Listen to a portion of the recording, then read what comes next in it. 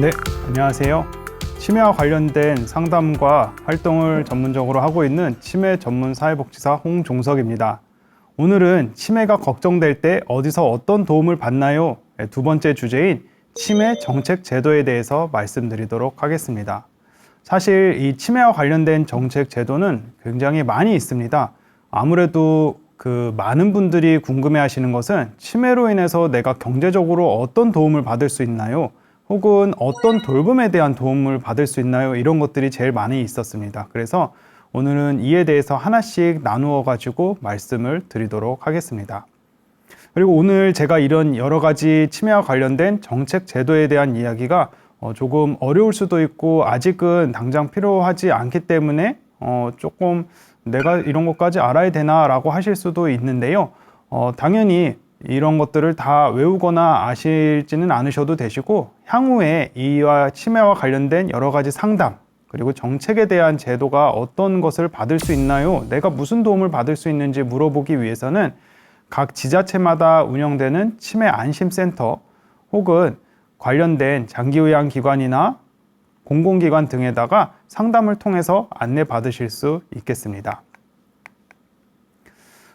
치매와 관련된 정책 제도를 제가 이제 말씀을 드리기에 앞서 가지고 몇 가지 이야기를 좀 드리고자 합니다.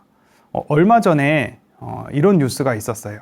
마을 요양원, 평생 살아온 마을에서 죽을 수 있을까라고 충북 옥천 동이면 석화리가 그리는 마을 요양원의 꿈이라는 기사가 있었습니다. 최근에 많은 분들이 내가 이제 마지막으로 살아야 될 곳은 어디일까? 내가 나중에 혼자가 되고 돌봄이 필요하게 되면은 내가 살던 이 집에서 이 주택에서 이 아파트에서 혹은 내가 살던 이 동네에서 살아갈 수 있을까라는 걱정들을 굉장히 많이 하고 계십니다. 마을 요양원, 평생 살아온 마을에서 죽을 수 있을까라는 기사는 이제 치매가 있으신 분들이 혹은 나이가 있으신 분들이 많아지는 충북 옥천면 동이면 석화리라는 곳에서 이런 마을 요양원을 꿈꿨다고 하고 그거에 대해서 지금 여러 가지 사업들을 추진하고 운영 중에 있다고 합니다. 어떤 내용이냐면 마을에서 있던 분들이 나이가 들고 돌봄이 필요하다 보니까 그리고 보통은 이제 또 혼자 사시다 보니까 누군가의 돌봄이 필요한데 자녀들은 다른 곳에 살고 있다 보니 자녀들이 계시는 요양원이나 혹은 자녀의 댁으로 이제 가면서 마을을 떠나는 일들이 굉장히 많았다고 합니다.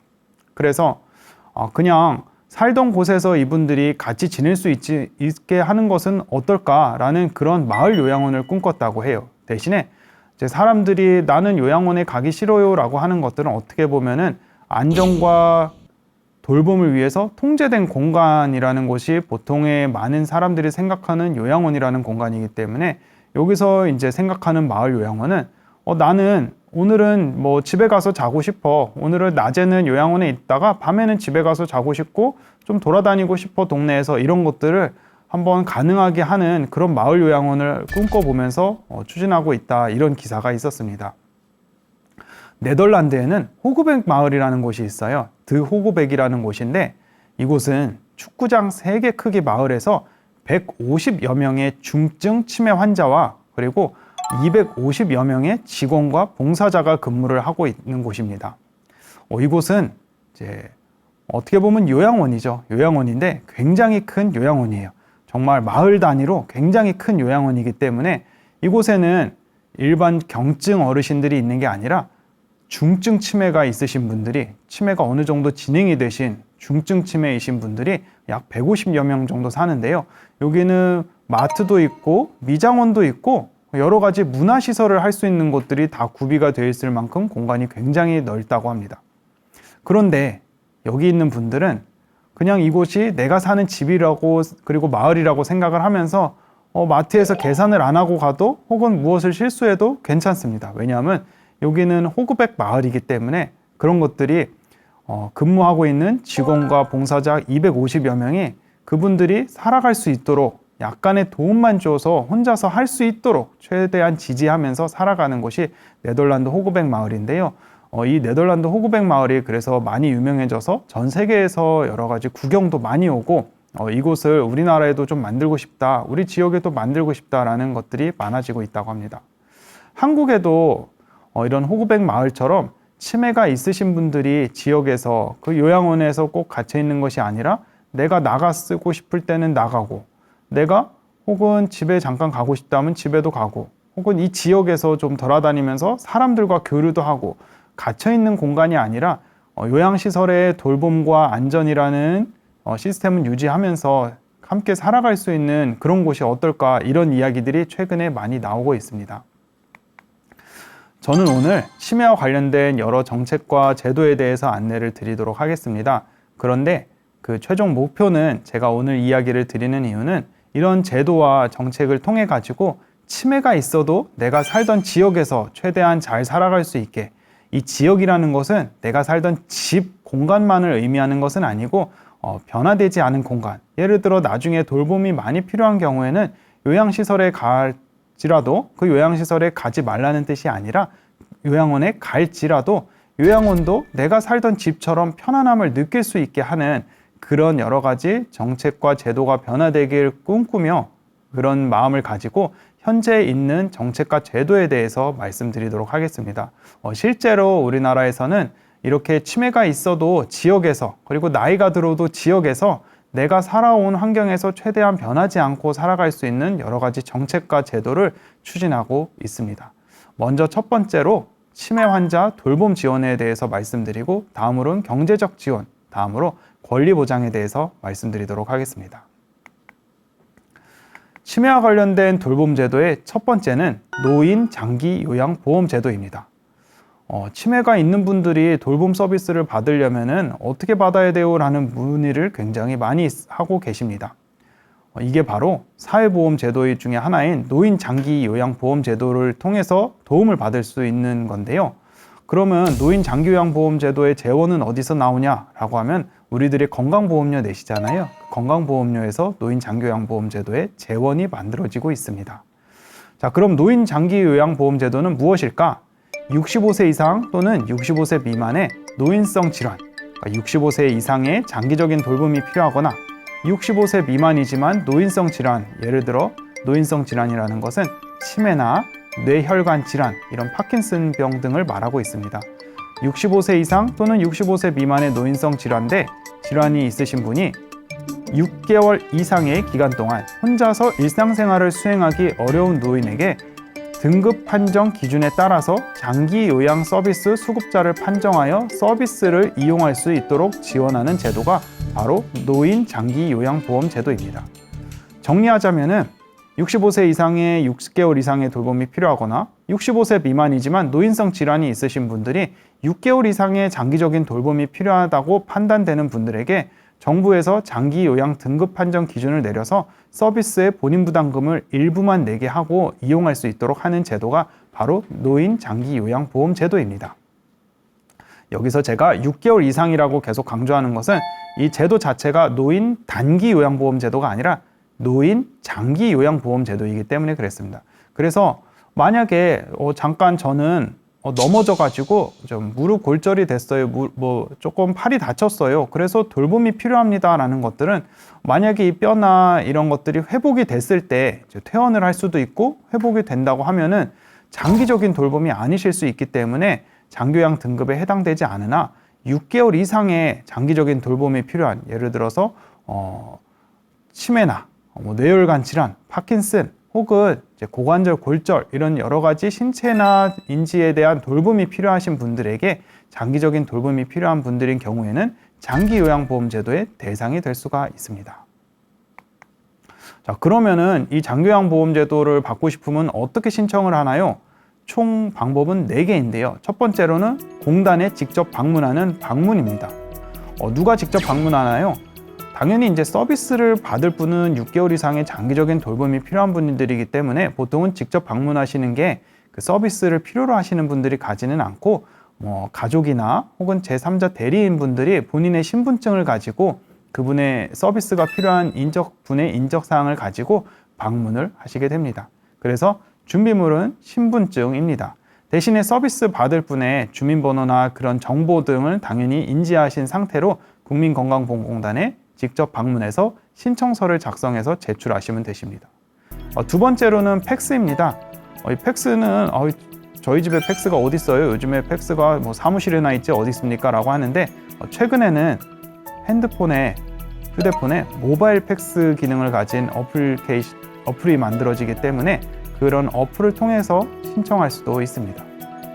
세 번째로는 홈페이지인데요. 국민건강보험공단 장기요양기관의 홈페이지에 들어가셔가지고 로그인 후에 신청하실 수 있고요. 다음으로는 최근에 나온 건데요. 어플입니다. 앱인데요. 더 건강보험이라는 어플을 설치하셔서 그 어플을 통해서도 신청할 수 있겠습니다.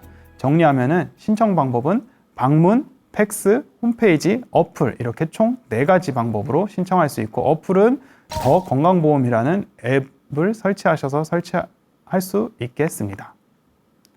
자, 그렇게 신청을 하게 되면은 공단 직원이 댁으로 방문을 하게 됩니다. 공단 직원이 집으로 방문하셔서 방문 조사를 하게 되는데 이때 보호자가 있으면 더 좋습니다. 그래서 가족 등이 같이 어르신의 상태에 대해서 도움이 필요한 분의 상태에서 말씀을 주시면은 그분께서 공단 직원이 여러 가지 조사를 한 후에 신체나 인지 기능에 대한 평가 후에 장기요양 의사 소견서를 병원에다 제출해 주세요 라고 이제 말씀을 드립니다. 그래서 장기요양 의사 소견서를 받기 위해서 병원에 방문을 하게 되고요. 그 병원에 방문해서 의사 선생님께서 장기요양 의사 소견서를 작성 후에 공단에 발송을 하게 되면은 30일 이내에 관련 등급이 판정받게 됩니다. 자, 이렇게 등급 판정을 받게 되면 장기요양 등급은 총 5등급 그리고 마지막 인지지원 등급까지 해서 1등급, 2등급, 3등급, 4등급, 5등급 마지막으로 인지지원 등급 이렇게 나누어지게 되는데요. 5등급하고 인지지원 등급은 치매 환자분들에게만 해당이 되십니다. 그래서 치매가 있으신, 경증 치매가 있으신 혹은 치매는 경증이고 신체가 건강하신 이런 분들이 보통 5등급하고 인지지원 등급을 받게 되고 등급은 1등급이 제일 높은 등급으로서 1, 2, 3, 4, 5 그리고 마지막으로 인지지원 등급으로 나누어지게 됩니다. 말씀드린 것처럼 5등급하고 인지지원 등급은 치매가 확인된 경우에만 진단을 받을 수가 있습니다. 그럼 이렇게 장기요양 5등급을 받으면 어떤 서비스를 이용할 수 있나요? 라고 하면은 5등급인 경우에는 인지활동형 방문요양급여, 주야간보호, 단기보호, 복지용구라고 해서 요거는 집으로 찾아오는 인지활동형 방문요양급여를 치매 전문 요양보호사님으로부터 받을 수가 있습니다. 그래서 하루에 2시간에서 혹은 180분 이하로 60분은 반드시 인지자극 활동을 해야 되고요. 나머지 시간은 잔존기능 유지와 향상을 위한 일상생활 함께하기 훈련을 제공받을 수가 있습니다. 1, 2, 3, 4, 5등급 그리고 마지막으로 있는 인지지원 등급 같은 경우에는 인지지원 등급 수급자는 방문요양 서비스를 받을 수가 없습니다. 이분들은 주 야간보호 서비스랑 그 다음에 장기요양 가족휴가제에 따른 단기보호급여나 종일 방문요양급여 그리고 복지용구만 받을 수 있어요.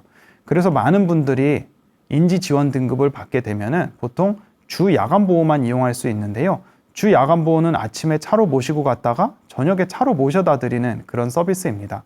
요거를 한 달 내내 이용하는 것이 아니라 하루에 8시간 정도 이용할 때는 일주일에 3일 정도, 그래서 한 달에 12번까지만 이용할 수가 있습니다.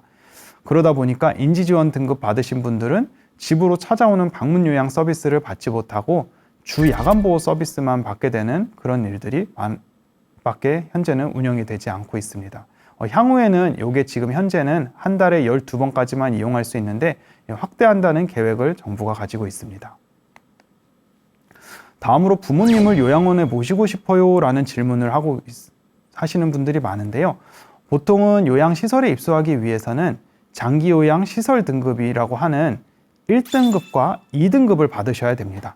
1등급하고 2등급. 아까 제가 이제 1, 2, 3, 4, 5등급 그리고 인지지원 등급까지 있다고 했는데 이제 최고 등급이라고 할 수 있는 1등급이나 2등급이 시설급여인데요. 요 1등급하고 2등급을 받아야만 요양시설에 입소가 가능합니다. 그런데 저희는 3, 4, 5등급을 받았어요. 3등급, 4등급, 5등급 받았는데요. 3, 4, 5등급은 재가급여라고 합니다. 있을 때 집가에서 자택에서 받는 서비스를 말하는데요. 하지만 그 경우에도 시설급여가 필요한 것으로 공단으로부터 인정받게 되면 요양원에 입소가 가능합니다. 첫 번째는 가족 구성원인 주수발자인 가족 구성원으로부터 수발이 곤란한 경우, 두 번째는 주거 환경이 열악해서 시설 입소가 불가피한 경우, 세 번째는 치매 등에 따른 문제 행동으로 재가급여를 이용할 수가 없는 경우, 신체는 건강한데 치매 등으로 인해 가지고 치매가 있으셔가지고 자택에서 돌봄이 쉽지 않습니다. 자녀분들이나 가족분들은 낮에 일을 하셔야 되고 우리 어르신께서 배우자께서 집에 계시는데 도저히 방문 요양이나 쥐약암만으로는 돌봄이 좀 쉽지 않습니다 라는 것들을 인정받게 되면은 3, 4, 5등급이라고 하더라도 요양원에 모실 수가 있습니다. 이렇게 해서 받을 수 있는 서비스는 장기 요양 등급을 받게 되면은 시설급여와 재가급여, 특별현금급여로 크게 세 가지로 나누어지게 되는데요. 시설급여에는 아까 말씀드린 것처럼 이제 흔히 우리들이 요양원이라고 하는 노인요양시설이 이제 10인 이상이고요. 9인 이하의 노인요양 공동생활가정, 이것들을 사람들은 일반적으로 요양원이다 이렇게 부르고 있습니다. 그럼 요양원에 들어가면 한 달에 본인 부담금이 어느 정도 되나요? 라고 물어보는데 본인 부담금 20%랑 비급여인 식비, 간식비 이런 것들이 이제 합쳐지게 돼요. 네, 이렇게 말하면 좀 많이들 어려워하고 복잡하기 때문에 저는 이렇게 얘기합니다. 요양원에 들어가면 어느 정도 받나요? 라고 하면 한 달에 약 100만 원 정도의 비용이 나가고요. 방문 요양, 일주일에 5일에서 6일, 하루에 3시간에서 4시간 정도 요양보호사님이 찾아오는 방문 요양은 어느 정도 받나요? 그러면 한 달에 약 20만 원 정도 되고요. 낮 동안 어르신을 모시고 보호하는 아침에 차로 모시고 갔다가 저녁에 차로 모셔다 드리는, 그리고 잠은 집에서 주무시는 주 야간 보호 서비스는 한 달에 어느 정도 받나요? 라고 하면 서비스는 일주일에 5일에서 6일, 하루에 8시간에서 10시간 정도 했을 때 약 3, 40만 원 정도의 본인 부담금이 발생이 됩니다. 정리하면 요양시설은 약 100만 원, 방문 요양은 약 20만 원, 쥐약안은 한 달에 3, 40만 원 정도의 본인 부담금이 들어가게 됩니다. 그리고 특별 현금급여라고 아까 제가 말씀을 드리긴 했는데 사실 여기서 말하는 가족 요양비라는 게 현금으로 지급되는 게 있긴 하지만 도서 산간 지역과 같은 방문 요양 서비스나 이런 장기 요양 서비스가 안 됐을 때 가족분들, 친족분들이 받는 서비스가 있고요. 우리들이 흔히 말하는 이제 내가 배우자로서 혹은 가족으로서 우리 부모님이나 배우자를 요양보호사로서 방문 요양하면은 가족 요양하면 얼마나 받아요? 라고 하는 거는 방문 요양 서비스의 가족인 요양보호사 개념입니다. 네. 이렇게 해서 제가 이제 장기 요양 서비스에 대해서 몇 가지 이야기를 드렸는데요. 많이들 궁금해 하시는 분이 요게 있어요. 뭐냐면 요양시설과 요양병원의 차이점입니다. 그거 같은 거 아니에요? 요양시설은 사실 정확하게는 노인요양시설과 노인요양 공동생활가정을 말하고 있는데요. 이제 요거는 기준이 10인 이상이냐, 10인 이하냐, 9인 이하냐에 따라서 나누어지게 됩니다. 10인 이상이냐, 혹은 9인 이하냐에 따라서 나누어지게 되는데, 그냥 일반 사람들은 이런 것들을 다 요양시설 혹은 요양원이라고 다 부르고 있습니다. 그리고 요양병원과 요양시설의 그럼 차이점이 무엇이냐? 큰 근본적인 차이점은 요양시설은 돌봄을 목적으로 하고 있고요. 요양병원은 치료를 목적으로 합니다. 관련 법도 달라요. 요양시설은 노인복지법과 장기요양보험법이고 요양병원은 의료법과 건강보험법에 근거하면서 재원도 요양시설은 장기요양보험제도를, 그리고 요양병원은 건강보험을 재원으로 하고 있습니다. 요양원에 들어가기 위해서는 장기요양 1등급이나 2등급 시설급여를 받아야 되거나 혹은 3, 4, 5등급 중에서 등급판정위원회, 공단의 등급판정위원회가 인정하시는 분들이 요양원에 들어가실 수가 있어요. 그런데 요양병원의 경우에는 장기요양 등급과 무관하게 노인성 질환, 만성 질환 및 외과적 수술 후 회복기간에 있는 자로 의학적 치료와 요양을 필요로 하는 자를 말하고 있습니다. 장기요양 등급과는 무관하다는 거죠. 이렇게 말씀을 드리고 있는데 앞으로는 조금 변할 수가 있습니다. 2026년부터는 여러 가지 통합 지원 사업, 의료 돌봄 통합 사업이 이제 확대가 되고 시행이 될 예정이기 때문에 그때가 되면은 요양병원하고 요양시설의 기준이 바뀔 수는 있지만 아직까지 현재로서는 요양시설과 요양병원은 요양시설은 장기요양 등급을 받아야 갈 수 있고 요양병원은 장기요양 등급과는 무관하게 노인성 질환 등으로 치료와 요양을 필요로 하는 경우에 입원이 가능하다 이렇게 말씀드리고 있습니다. 그래서 요양시설의 경우에는 보통은 본인 부담금 20%의 비급여인 식재료나 이런 것들이 들어가서 한 달에 평균 100만 원 정도의 비용이 들어가요. 그런데 요양병원의 경우에는 아직까지 간병인 비용이 비급여이다 보니까 간병인 비용에 따라서 본인 부담금이 많이 차이가 나는 것들이 있습니다. 그래서 입소하기 전에 꼭 해당 비용에 대해서 문의하고 가시면 좋겠습니다. 어디서 찾아보나요? 이런 것들을 많이 또 물어보시는데, 장기요양기관은 노인장기요양보험 사이트에서, 요양병원은 건강보험심사평가원을 통해 가지고 검색해서 찾아보실 수 있습니다. 다음으로 돌봄 제도 중에 장기요양가족휴가제가 있는데요. 요거는 원래 이전 이름이 치매가족휴가제였어요. 이름이 근데 장기요양가족휴가제로 바뀌게 되었습니다. 이 장기요양가족휴가제는 가정에서 1등급이나 2등급 또는 치매가 있는 3, 4, 5등급 중에서 돌보는 가족의 휴식을 위하여 연간 11일 이내에서 월 한도액과 관계없이 단기 보호급여와 종일 방문 요양급여를 이용하도록 지원하는 제도입니다.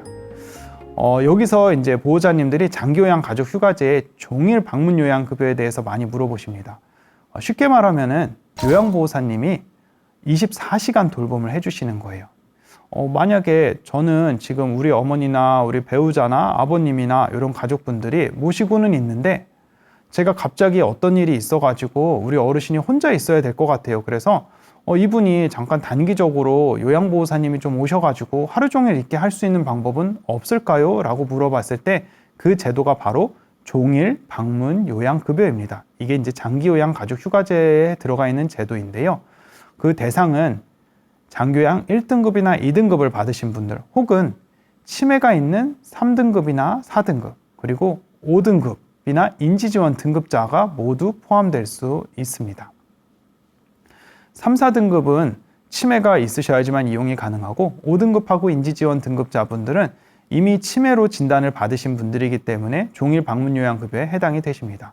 이제 하루를 24시간 기준으로 이제 1회당 12시간이라고 했을 때 연간 최대 22회 이용이 가능하고요. 약 11일 정도 이용이 가능할 겁니다.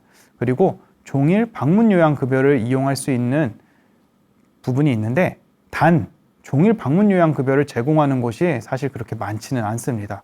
이 서비스를 제공하는 기관이 되기 위해서는 장기요양 가족휴가제 급여 제공 기관을 찾아야 돼요. 그래서 아까 제가 장기요양기관 검색에 대해서 말씀드렸던 노인장기요양보험 사이트를 들어가셔서 건강보험공단에서 운영하는 장기요양제도 사이트를 들어가셔서 그곳에서 장기요양 가족휴가제 종일 방문요양급여를 제공하는 기관이 찾아서 그곳에서 신청을 해야만 24시간 서비스를 제공하는 요양보호사 서비스를 받을 수가 있게 됩니다.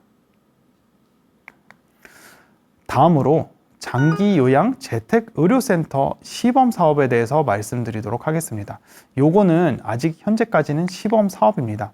의사가 방문하는 서비스가 앞으로는 이제 좀 더 많아질 것이다 라는 기사를 아마 보신 분들이 있으실 겁니다. 그 중에 첫 번째가 바로 장기요양 재택의료센터 시범사업인데요. 요거는 의사, 간호사, 사회복지사가 한 팀으로 장기요양보험 수급자의 가정을 방문하셔가지고 의료 서비스를 제공하고 필요한 지역사회 돌봄 서비스를 연계하는 사업을 말합니다. 이를 통해서 거동이 불편한 어르신들이 요양병원 등에 입원하거나 요양시설에 입소하지 않고도 필요한 의료 서비스를 받을 수가 있습니다. 방문 의료 서비스가 대표적인데요. 방문 진료는 월 1회 이상, 방문 간호는 한 달에 2번 이상 제공을 하고요.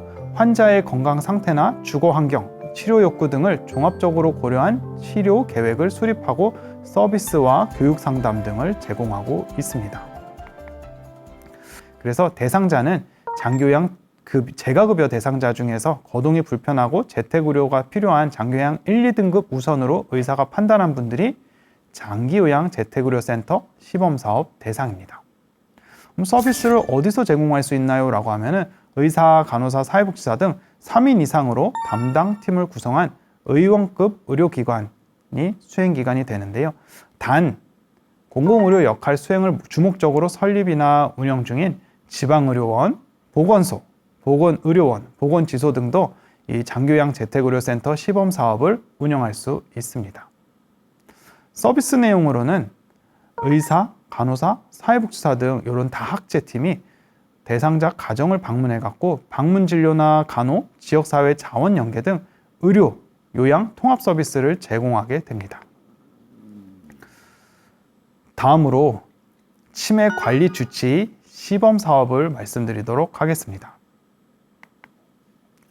치매 관리 주치 시범 사업은 치매 환자가 지역 사회에 거주하면서 치매 관리 주치의에게 치매뿐만 아니라 전반적인 건강 문제까지 체계적으로 치료와 관리를 받을 수 있도록 의료 서비스를 제공하는 사업을 말하고 있습니다. 이것도 재택의료센터 시범사업과 마찬가지로 치매관리 주치의도 현재는 시범사업입니다. 이 시범사업에서는 환자 포괄평가에 따른 맞춤형 치료 관리 계획을 수립하고 치매 환자와 그 보호자를 대상으로 대면 교육과 상담을 제공하며 약 복용이나 합병증 발생 여부 등에 대한 비대면 관리, 그리고 거동 불편등 치매 환자에 대한 의사의 방문 진료 등의 서비스를 제공하면서 치매 증상과 그 외 건강 문제를 체계적으로 관리하게 됩니다. 대신에 이 사업에 참여하는 기관은 신경과나 정신건강의학과 전문의 혹은 치매 전문 교육을 이수한 의사 선생님이 해당 사항이 되십니다. 대상은 치매 환자고요. 이것도 마찬가지로 입원 중인 환자는 제외한 재택 환자가 대상입니다.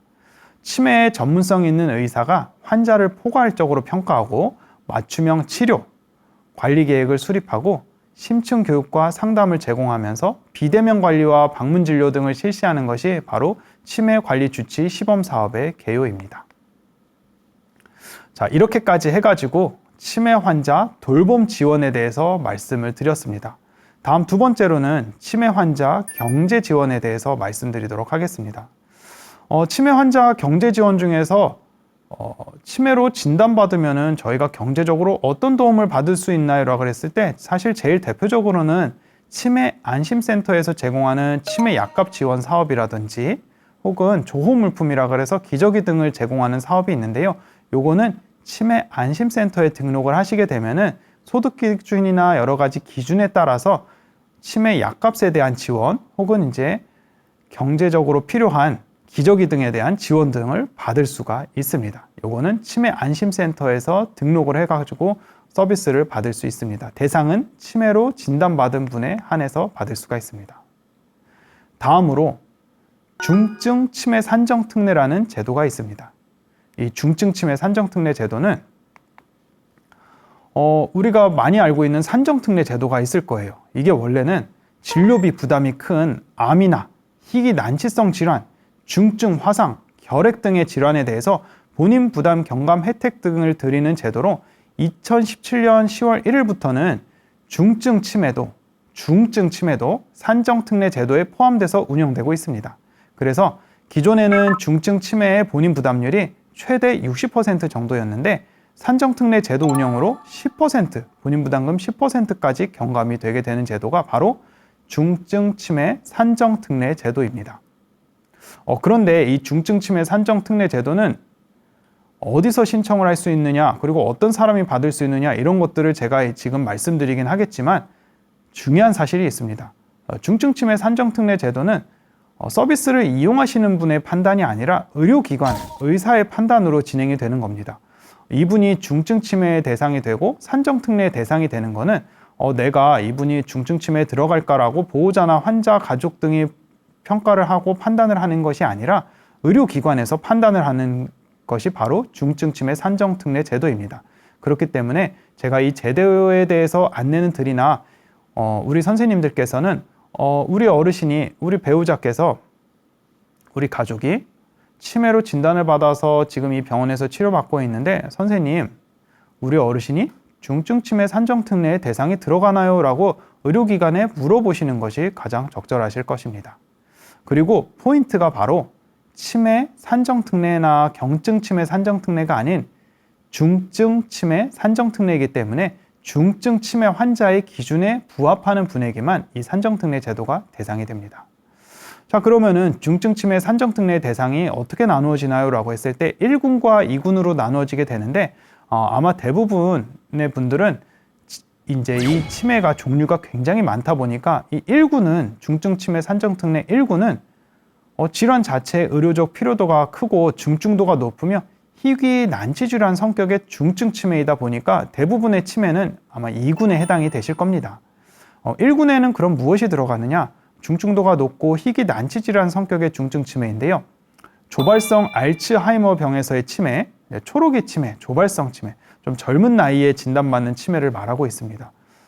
고령자가 돼서 받는 치매가 아니라 조발성, 40대, 50대, 30대 이렇게 나이가 젊으실 때 받는 희귀 난치 질환 성격의 조발성 알츠하이머병에서의 치매 또는 루이소체 치매 이런 것들이 14개 질환 정도가 해당이 되는데요. 이게 중증 치매 산정 특례 1군에 해당이 됩니다.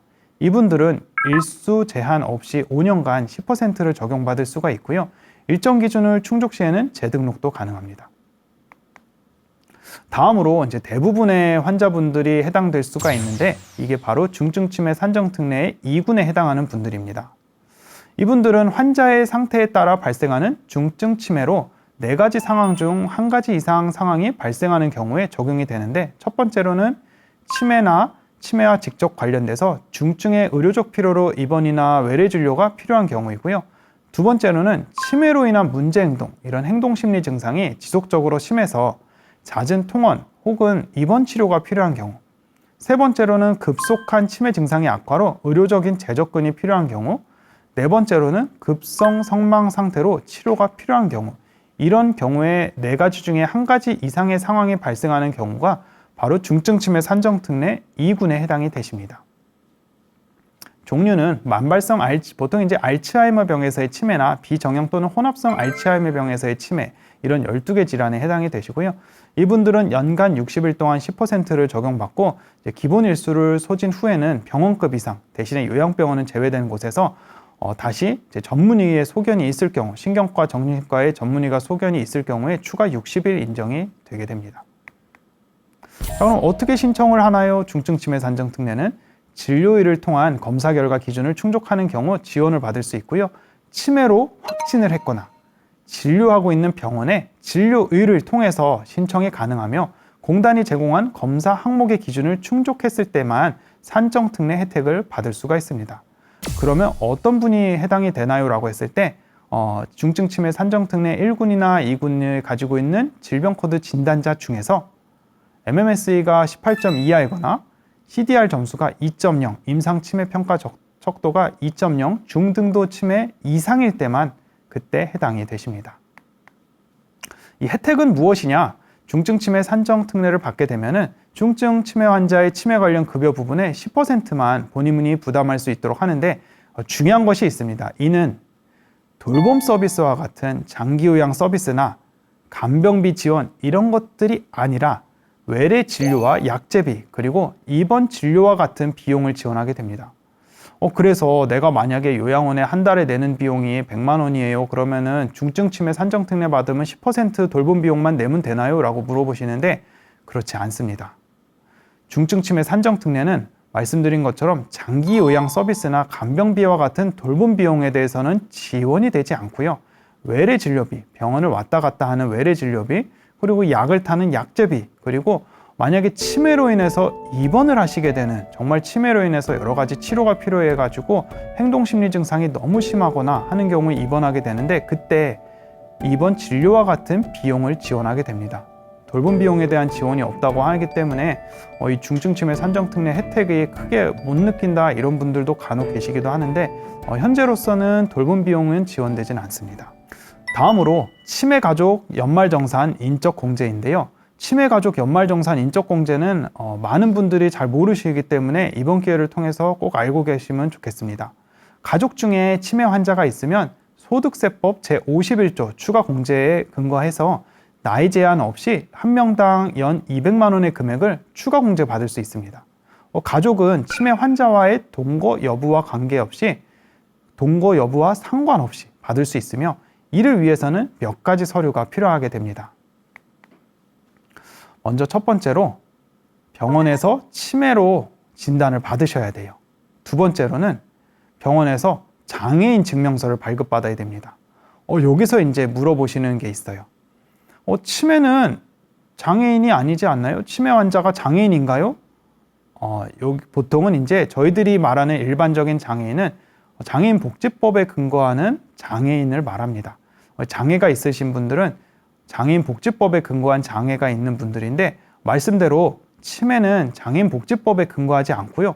여기서 말하는 거는 치매 가족 연말정산 인적 공제를 받기 위한 소득세법에 근거한 항시 치료를 요하는 중증 환자의 종류에 치매가 들어가게 됩니다.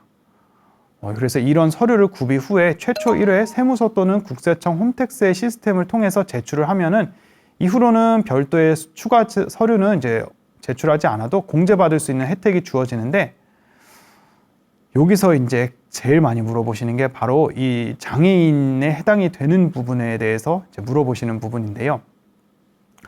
치매가족 연말정산 인적공제는 가족 중에 치매 환자가 있으면 연 200만 원의 추가 공제를 받을 수 있는데, 이를 치매가족 연말정산 인적공제라고 하고 소득세법 제51조 제1항 2호 장애인 공제에 근거하고 있습니다. 다만 치매는 뇌졸중이나 파킨슨병과는 다르게 장애로 인정되지 않기 때문에 치매가 있으신 분들은 장애 등록 및 장애연금 등 장애인 복지법의 지원을 받을 수는 없습니다. 그런데 어떻게 병원에서 장애인 증명서를 받나요? 라고 하는데, 여기서 설명을 드리면 치매 환자 부양가족이 치매가족 연말정산 인적공제를 받기 위해서는 장애인 복지법상 장애인이 아니라 소득세법 시행령 제107조 장애인의 범위에 해당하는 항시 치료를 요하는 중증 환자로 인정되어야 추가 공제를 받을 수 있으며, 이를 병원으로부터 소득세법 시행규칙 장애인 증명서라는 것을 발급받아야 됩니다. 그렇기 때문에 의사 선생님께 치매로 진단했거나 치료하고 있는 의사 선생님께 우리 어르신에 대해서 항시 치료를 요하는 중증 환자에 해당이 된다고 하면은 치매가족 연말정산 인적공제에 근거하는 장애인 증명서를 발급해 주세요라고 요청할 수 있겠습니다. 다만 의료기관에서 항시 치료를 요하는 중증 환자로 인정을 해주셔야 되기 때문에 자세한 것은 의료기관하고 장애인 증명서에 대한 발급에 대한 이야기를 해주시는 것이 좋습니다. 마지막으로 이제 치매 환자분들의 권리 보장에 대해서 말씀드리도록 하겠습니다. 이 치매 환자 권리 보장에서는 후견 제도가 있습니다. 대표적인 것이 바로 이 성년 후견 제도인데요. 후견 제도라는 것이 무엇이냐? 질병이나 장애나 노령, 그 밖의 사유로 인한 정신적 제약으로 스스로 사물을 처리하기 어려운 사람이 재산이나 신상에 관한 존엄한 권리를 보장을 받고 본인의 의사와 현존 능력을 존중받도록 도와주는 제도를 후견 제도라고 합니다. 19세 미만의 미성년 후견도 있고요. 19세 이상의 성년 후견 제도가 있습니다.